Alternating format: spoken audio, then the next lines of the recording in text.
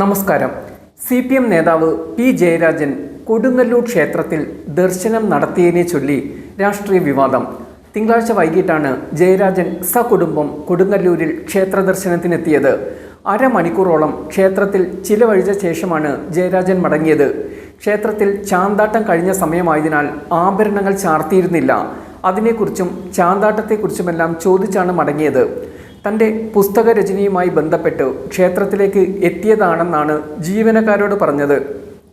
പ്രദക്ഷിണ വഴിയിലൂടെ അദ്ദേഹം നടക്കുകയും പ്രതിഷ്ഠകൾ കാണുകയുമൊക്കെ ചെയ്തു. വാർത്ത പുറത്തു വന്നതോടെയാണ് വിവാദവും തലപൊക്കിയത്.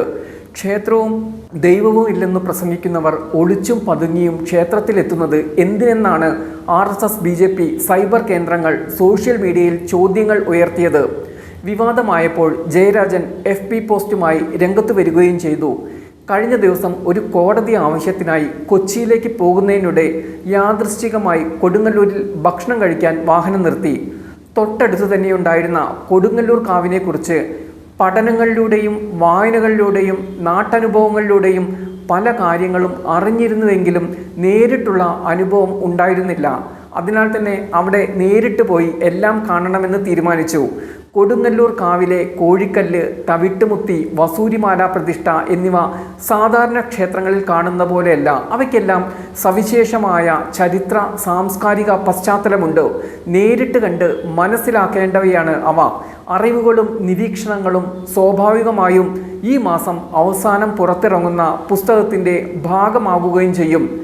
കമ്മ്യൂണിസ്റ്റുകാർക്ക് ആരാധനാലയ സന്ദർശനം നിഷിദ്ധമാണെന്ന് ജനം TV-ക്കാരെ ആരോ തെറ്റിദ്ധരിപ്പിച്ചിരിക്കണം. ജനം TV-യിലെ വാർത്തയെക്കുറിച്ച് ജയരാജൻ കുറിച്ചു.